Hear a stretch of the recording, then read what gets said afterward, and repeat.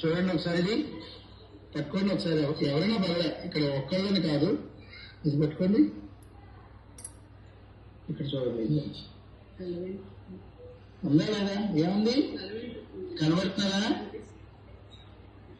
నేను ఎందుకు చెప్తున్నా అంటే ఎవరిని మనసు బాగా పెట్టాలో కేల పెట్టాలని కాదు.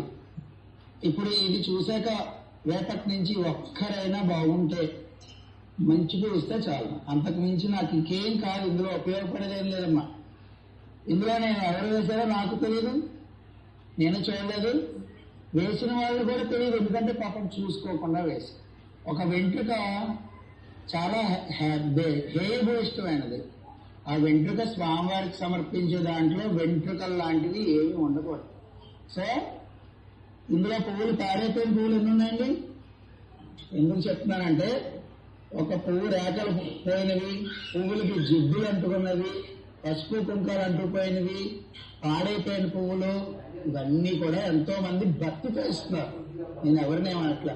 కానీ స్వామివారికి ఒక్కటి ఇచ్చినా, ఒక్క తులసి దళం ఇచ్చినా, పుష్పం ఇచ్చినా చాలా అద్భుతంగా ఉన్నది. మీరు ఒకటే ఇలా చేత్తో పట్టుకుని తీసుకురండి. ఎందుకంటే కవర్లో పెట్టారా, కొబ్బరికాయ కింద పడి పాడైపోయి ఇలా చేత్తో పట్టుకు తీసుకురండి. అదేనా మీకు నేను చెప్పింది? ఇన్ని పువ్వులు అవసరంగా వెంట్రుకలతో ఉన్నది పాడైపోయినవి, బాగున్నది లేదండి నాకు అవ్వలేదు. మీ మనసు అనే కవల పువ్వు తీసి స్వామివారికి అంటే భక్తి చూపించడమే. అర్థమైందా? మీ అందరికీ అంటే ఒక్కరికైనా ఉపయోగపడుతుందని మాత్రమే చెప్తున్నాను. దయచేసి అర్థం చేసుకోండి. నేను ఇంకెందుకు